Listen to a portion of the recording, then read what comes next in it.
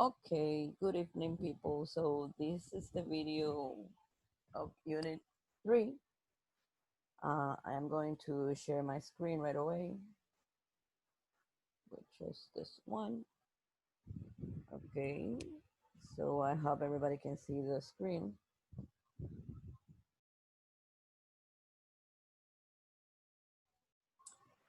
Okay, so the dates of the exam that you already know.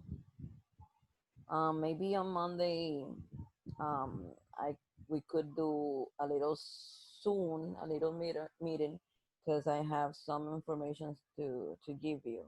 Okay, about this program. Okay, so unit three is about getting information, and the unit goals are identify who someone is and where something is, interrupt someone politely, talk about how you get news and information, share recent news about yourself and others. And as you know, this is a vocabulary, but you already know that vocabulary, that you already have that vocabulary. I am not going to discuss anything about that, but if you have any question again, please let me know. Useful expressions, interrupting someone politely. So, as you know, we use the same expressions in Spanish, so that is not too difficult. So when you are introducing yourself, you want to interrupt somebody to introduce yourself. You can say, "Excuse me, may I interrupt for a moment? My name is Beatriz D," or whatever. You give your information. Another way is, "I'm sorry to interrupt. I beg your pardon. I just wanted to introduce myself. My name is Beatriz Diaz," or whatever. Okay. So when we use these kind of interruptions or phrases to interrupt, we are using the formal way. And the second examples that we have interrupting someone is informal. Okay. "Excuse me, sorry to bother you. Imagine that I am talking with Jessica. Excuse me, sorry to bother you, Jessica, but I have a question." Or, "Excuse me, sorry to bother you, I don't know, teacher, but I have a question. Could I interrupt? Can I interrupt for a second? I just wanted to say, or I just want to ask something." Okay, that is very simple. That is the correct way to interrupt somebody. So it's the same way that we do um, in Spanish. It's the same way. Okay, so the name of this grammar is participial and prepositional phrases. What is that participial phrase? So it says, usually participial phrases modify the subjects of sentence, but sometimes they modify other nouns. For example, in the sentence, "Wearing his new suit, Bill went to work," the participial phrase "wearing his new suit" acts like an adjective to describe the subject of the sentence, Bill. Okay, when we say participle phrase is this, something that gives us more information about the subject. This is the subject. Okay. So I can also say Bill, this phrase first. Oops, sorry. I can also say this phrase first. Bill went to work wearing his new suit. So, in Spanish we say sujeto en predicado. So the participle phrase makes the function of the predicate, the predicado, right? Bill went to work wearing his new suit. So it gives us more information for us to know what is happening. Also, when we are talking about participle phrase, as you are going to see, always we use ing in the verb. Okay, always when we say participial phrases, we have to use ing in the verb. Okay, I will give you more examples now.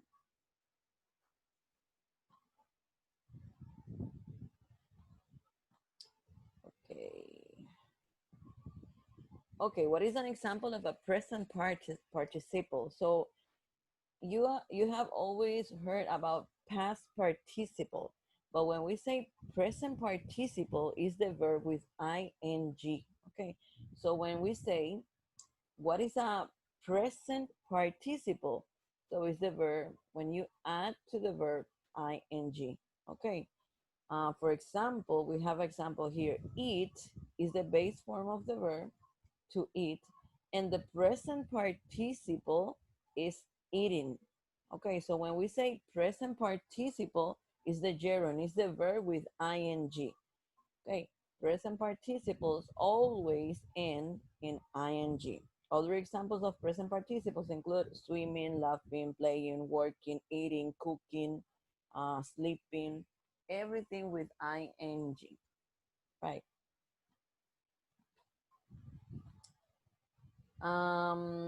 Okay. The grammar, the name of the grammar, remember, is participial and prepositional phrases. So now, what is a prepositional phrase? A prepositional phrase is a group of words containing a preposition, a noun or pronoun, object of the preposition, and any modifiers of the object. So when we say prepositional phrase, it's because the preposition the phrase start with a preposition. So you remember the prepositions um, in front of, at, in, on, for, to, those are prepositions. So in these sentences, instead of having wearing his new suit, I could say, well, Bill went to work. Um, Let me see if I can change that example. I could give you more examples. Instead of using the verb with ing, the prepositional phrase start with a preposition. Okay, start with a preposition. So here we have the preposition at before the noun home. Okay, so let me see if I can find more examples here. I think I have the grammar of the book. Yeah. So here we have prepositional participial and prepositional phrases. So most of the time when we use these participial and prepositional phrases is when we answer the question with who or which. Okay, who is Joe Ortega? He's the guy chatting on the phone. So chatting on the phone is the participial, okay, because we are using present participle,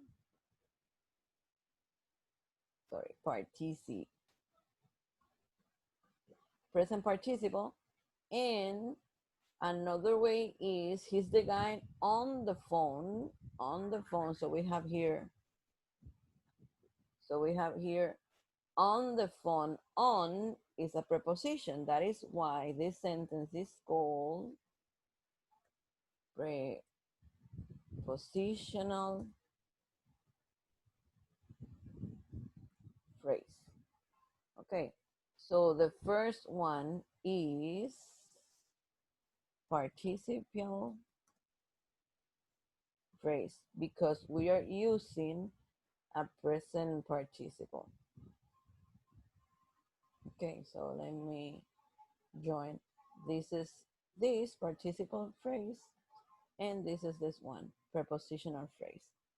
The second question says, who is Mrs. N? She's the woman wearing glasses. So this is participial phrase, or she's the woman in front of the class.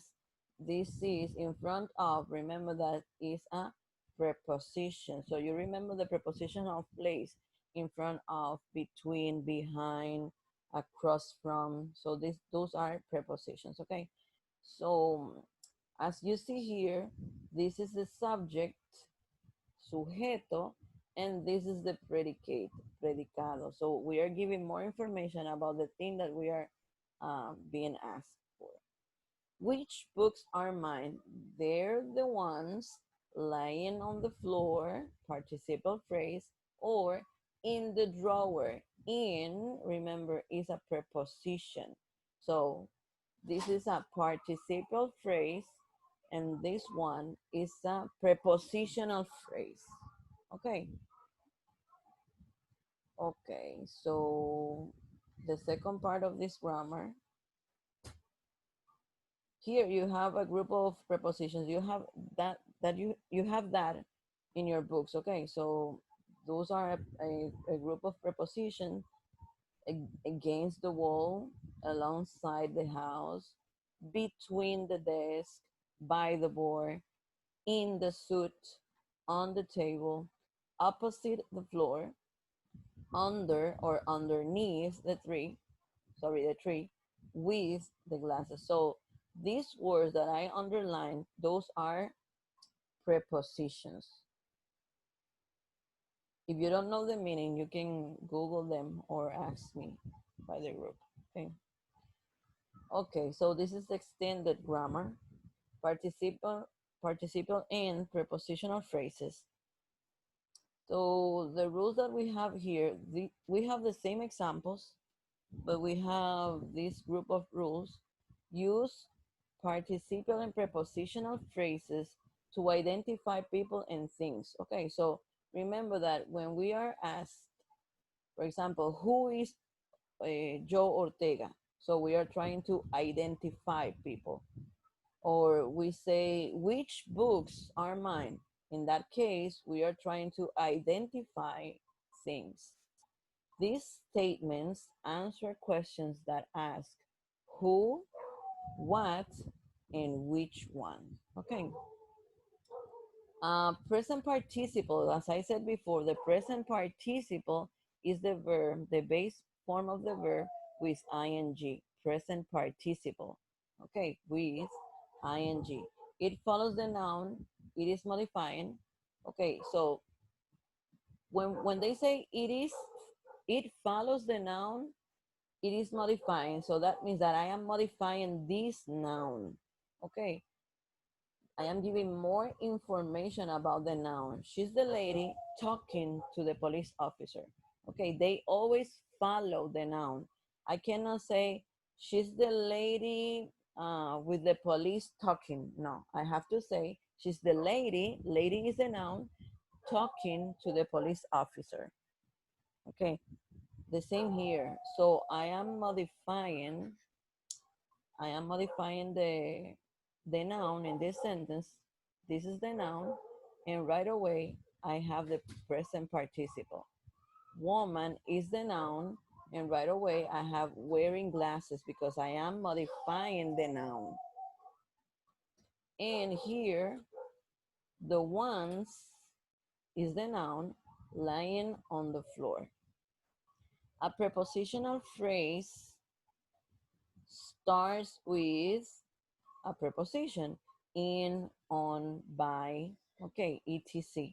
In, on, by, in front of, at, if, behind, next to, okay, all of those prepositions. It also follows the noun, it is modifying the same thing. So as you see here, they follow the noun they are modifying. Always is the same way in both in participle phrases and prepositional phrases. They follow the noun always. He's the man, right? Man is the noun. With is a preposition. Okay, the same as the first examples we have. He's the guy on preposition on the phone. She's the woman. Woman is the noun in front of the class. In front of is the preposition. They're the ones in the drawer.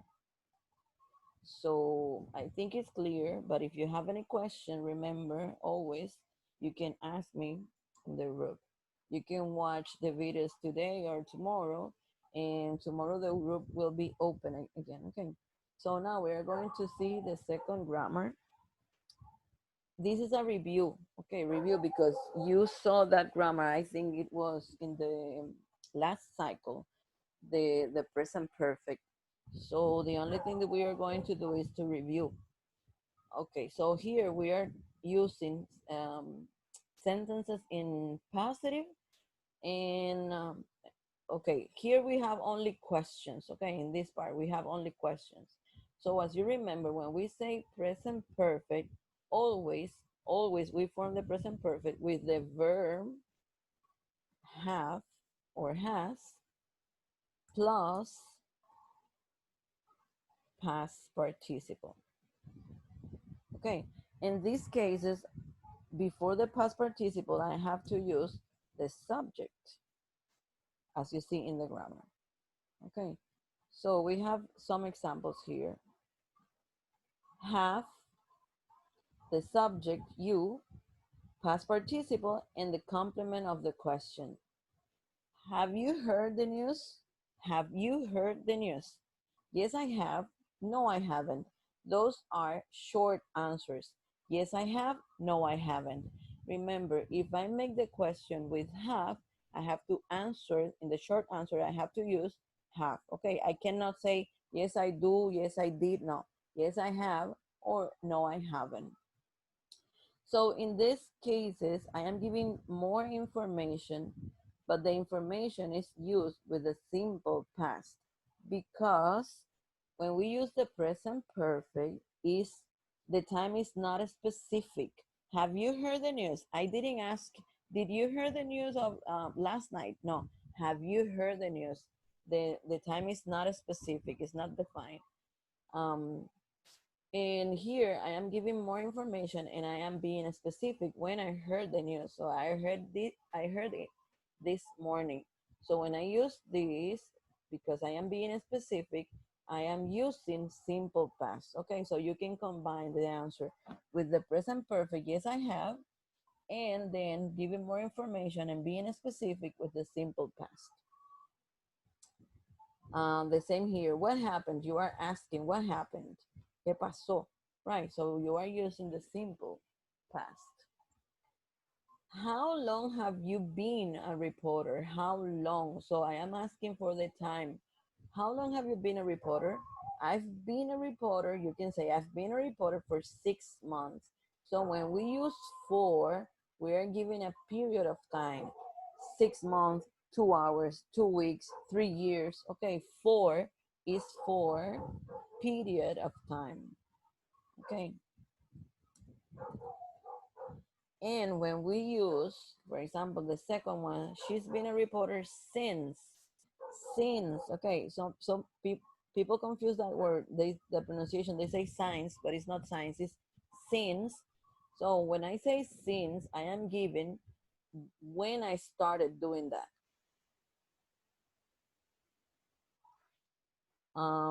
So since is used to say when you started something. Okay, the beginning of something, when you started doing something. Right. So as you see here, they are giving you an explanation. When you answer a present perfect question with a specific time expression, like here, sorry, here, this morning, use the simple past.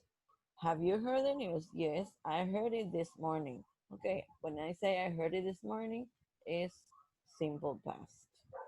So remember, when you are asking about something, but you are not, or the date or when that happened is not important, you can use present perfect. Have you heard the news? I don't care if you heard it this morning, yesterday, last week. For me, it's important if you heard the news. Okay, if you have heard them. Okay, so here we have a tip, a present perfect. The present perfect is formed with the verb have or has plus past participle. It is used when something happened in the past, but when it happened, it's not stated. Okay, the time is not specific. The time is indefinite. Additionally, it is used when the action is ongoing. So when we say the action is ongoing, it's because the action started in the past and maybe continues in the present and can continue also in the future. She has been a student for a year and she still is a student today. Okay, so she started last year maybe, but she continues studying. So the action is ongoing because the action haven't finished. When we use simple past, it's because the action finished in the past. But when we use the present perfect, it's because the action continues, starting in the past and continues in the present and maybe in the future. More tips, more grammar tips. So here you have, sorry, present perfect with ever, ever. Students often mistakenly use the term ever by putting it in impulsive statements such as, I have ever been to Spain. So that is incorrect. Okay. Ever is only used in questions and negative sentences. We never use ever in positive sentences. Have you ever been to Spain? I have never been to Spain. So when we use, for example, as you see here, we have never. Never means not ever. That is a negative sentence. I have never been to Spain. It is incorrect. However, when used in a positive statement, ever should be used only for questions. Never is used only in negative statements, as I said before. Ever means at any time, even once. Have you ever been skydiving? Alguna vez, okay, so that's the translation of ever. Alguna vez. Students sometimes confuse ever with always. That doesn't mean always, which means all the time. I have always enjoyed music. You can never say, I have ever enjoyed music. That is incorrect.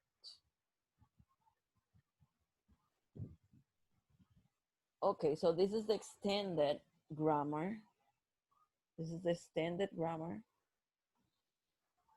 Sentence number one, you can use the present perfect to talk about past actions or experiences when the time they happen is unknown or unimportant. I have seen that news program. When is not important when, so I have seen that news program. I have eaten pizza before. I have been to Italy. When is not important, but I have been there. Or in negative, I haven't seen the news program. I haven't eaten pizza. I haven't gone to Italy. Um, I haven't practiced or I haven't studied the grammar yet. Number two, you can also, sorry, you can also Number two, number two. Use can also use the present perfect. Well, that I think that is a mistake. You can also use the present perfect to talk about an action that started in the past and continues up to now. That is what we say ongoing action. Okay, ongoing action. Used for plus a length of time. For, remember, a length of time is to talk about a period of time. For a year, for 2 hours, for 3 weeks, for 10 years. Okay, length of time, period of time, and since a point in a time. So when we say since a point in a time is because that started in that time since August. So I studied no I have been studying English since August. So I started in August to study English. I have worked as a reporter for 6 months, right? Period of time, 6 months. I've lived in Paris since May. So I started living there since May. Notice the difference. Present perfect, I've worked as a news reporter for 6 months. I love my job. Action continues. That means that person continues working as a reporter. In simple past, I worked as a news reporter for 6 months after college. Action finished. As I said before, present perfect is used to talk about something that started in the past and continues in the present and maybe will continue in the future. And simple past is used to talk about things that started in the past and finished in the past. Okay. So I think that is the end of the this video. It's very short because the two grammar, for example, present perfect, you have seen present perfect before. This is not the first time, and the first grammar is very simple. So please watch this video and If you have any questions, just let me know. Bye bye.